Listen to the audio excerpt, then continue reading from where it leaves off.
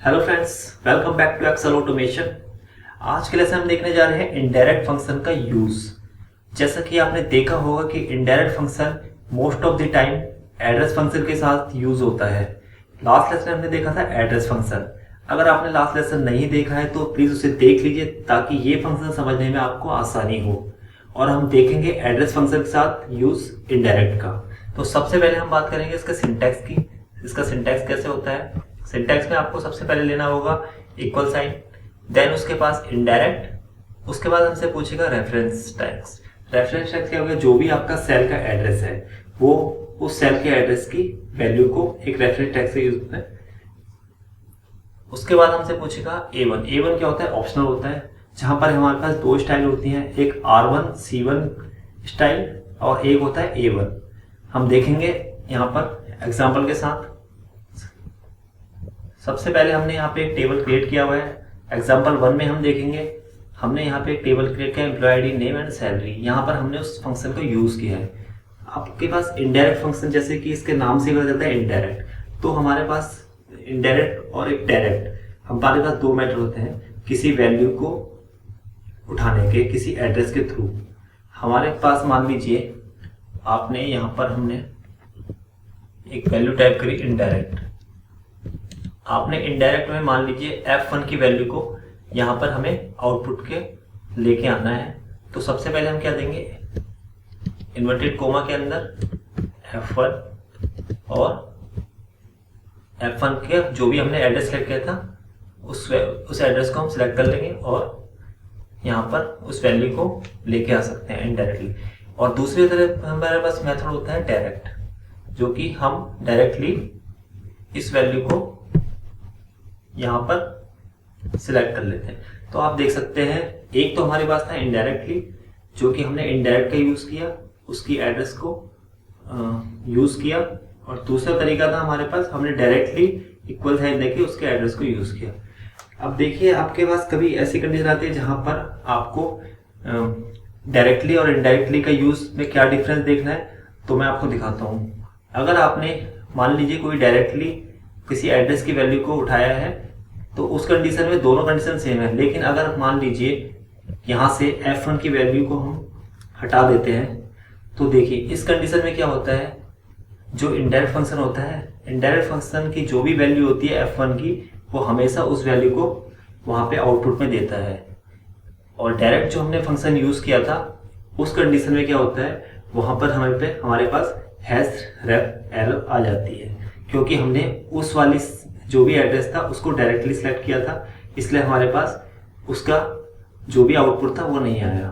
तो इस कंडीशन में आपको पास कभी ऐसा सीन हो जाता है कि जहाँ पे आपको लगता है कि आपकी कॉलम या रो चेंज हो सकती है सेल के एड्रेस, तो उस कंडीशन में आप उसको इनडायरेक्टली वहाँ से उठा सकते हैं। तो आपने देखा कि ये एग्जाम्पल जैसा कि हमने यहाँ पे ऑलरेडी दे रखा है, यहाँ पर हमने ऑलरेडी दे रखा है इस फंक्शन में हमने क्या किया है, इनडायरेक्ट लगाया है, और दूसरी कंडीशन हमने F1 जो भी F1 की वैल्यू थी वो कर दी।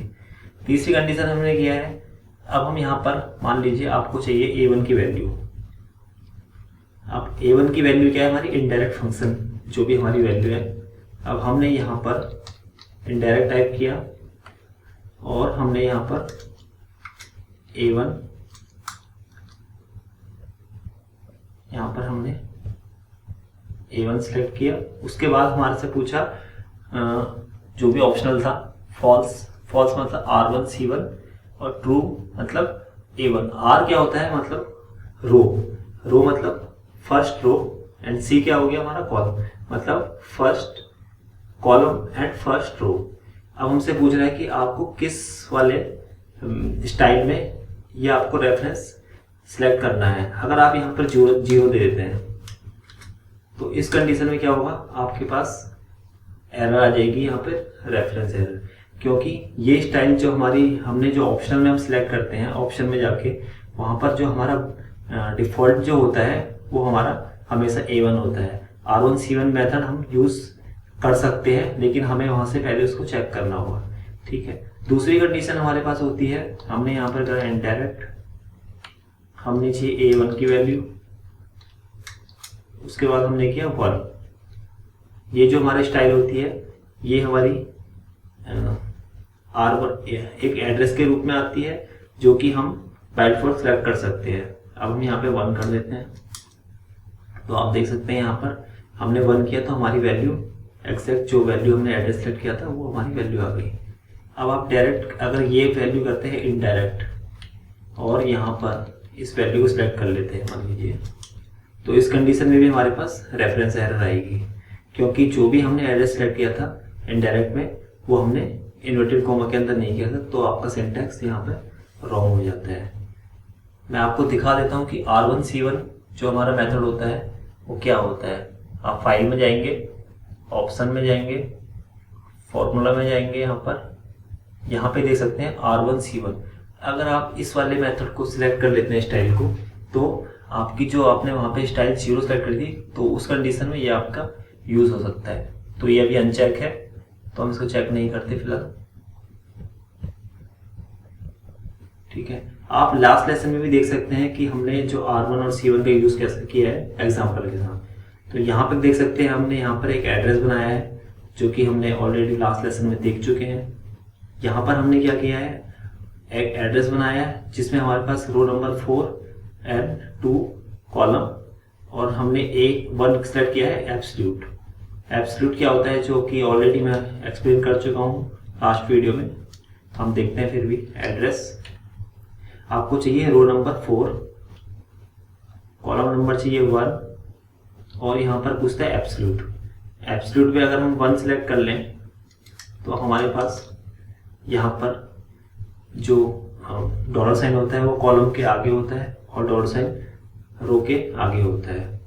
अब आपने यहाँ पर मान लीजिए A4, आपको A4 की वैल्यू, A4 पे क्या है आपका 1 है, आपको A4 की वैल्यू एड्रेस इनडायरेक्ट के थ्रू लानी है, तो आप यहाँ पर इनडायरेक्ट लिखेंगे, इनडायरेक्ट, और जो भी आपका एड्रेस था उसको सिलेक्ट कर लेंगे और अपने वैल्यू को यहाँ पर ले आएंगे। आप एड्रेस के थ्रू भी यहाँ से वैल्यू को डायरेक्टली ला सकते हैं। दूसरी कंडीशन है हमारे पास R1 C1 की, ये देखिए यहाँ पे रो 4 और कॉलम नंबर 2, यहाँ पे हम देखेंगे एड्रेस।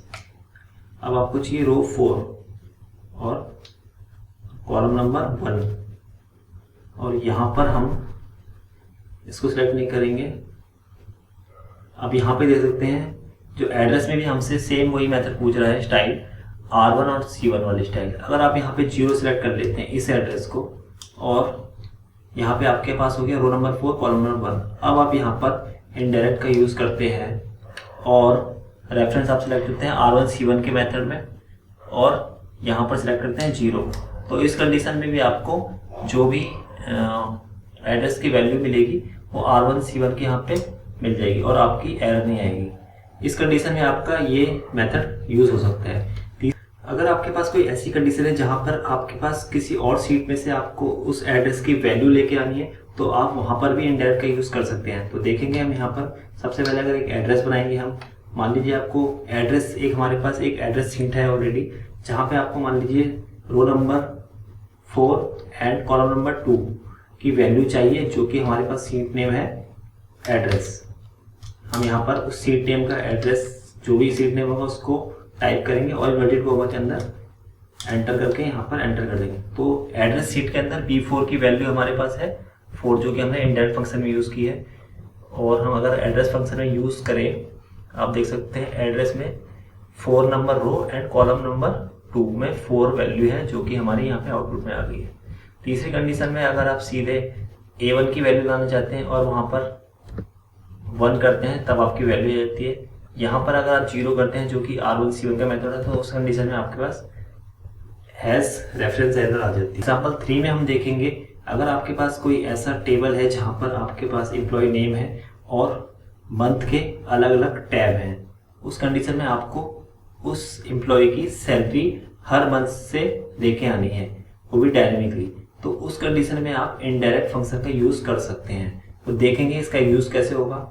अगर आप कोई सीट की रेंज बनाते हैं तो सबसे पहले आपको उस सीट का नाम देना होता है। मान लीजिए आपको जैन, सीट नेम हम देते हैं जैन, उसके बाद हम ये देते हैं और एक एक हम एड्रेस बनाते हैं यहाँ पर A1 से लेकर B6 तक। तो ये आपका एक यहाँ पर एक रेंज बन जाती है जनवरी A1 B6। लेकिन ये भी एक डायनेमिक तरीका नहीं है। अगर आप इसमें से लुकअप करते हैं, मान लीजिए व्यू लुकअप लगाया आपने और मनोज सिंह सेलेक्ट किया यहाँ पर, और टेबल एरे में जो आपने रेंज सेलेक्ट कर दी वो सेलेक्ट कर दी, और नंबर 2 जो कि सैलरी था कॉलम उसमें 0 एक्सेप्ट मैच किया, तो उस कंडीशन में हैश एन आता है, क्योंकि हमने एक डायरेक्ट मेथड बनाया जो इसमें यूज़ नहीं कर सकते। तो उस कंडीशन के लिए हमने क्या किया था, इनडायरेक्ट का यूज़ किया था। तो आप इस फंक्शन के अंदर हम इनडायरेक्ट का यूज़ करेंगे, यहाँ पर इनडायरेक्ट, और आप देख सकते हैं यहाँ पर जो भी हमने रेंज बनाई थी तो यहाँ पर उसने इनडायरेक्टली उस वैल्यू को उठा लिया है।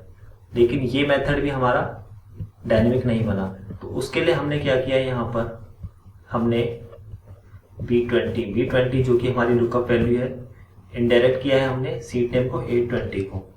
अब यहाँ पर अब आपको क्या करना है, हमने यहाँ पर इस सीट को डायनेमिक बनाना है, तो हम यहाँ से चेन को ये सिलेक्ट कर लेंगे और एंटर कर देंगे। इसको हम यहाँ पर एंड लगाएंगे यहाँ पर, और इसको इस तरीके से सिलेक्ट कर लेंगे। अब यहाँ पे आप फिल्टर में जो भी सिलेक्ट करेंगे, मान लीजिए आपके पास फैब है, तो आप देख सकते हैं यहाँ पे डेटा कैसे चेंज हो रहा है। तो ये आपकी एक डायनेमिक रेंज बन जाती है। तो इस तरीके से आप इस कंडीशन के थ्रू एक अपनी डायनेमिक रेंज बना सकते हैं और इसका यूज़ कर सकते हैं। इनडायरेक्ट फंक्शन के और भी काफ़ी यूज़ हैं जो कि हम एडवांस लेवल में देखेंगे, और बेसिक लेवल में हम यही देखेंगे ताकि आपको कन्फ्यूज़न ना हो। तो आशा करता हूँ कि ये फंक्शन आपको अच्छी तरीके से समझ आया होगा। अगर आपका कोई भी क्वेश्चन है और कोई भी क्वेरी है इनडायरेक्ट एंड एड्रेस फंक्शन से रिलेटेड, तो आप कमेंट में भी बता सकते हैं। तो मिलते हैं नेक्स्ट वीडियो में। Thanks for watching.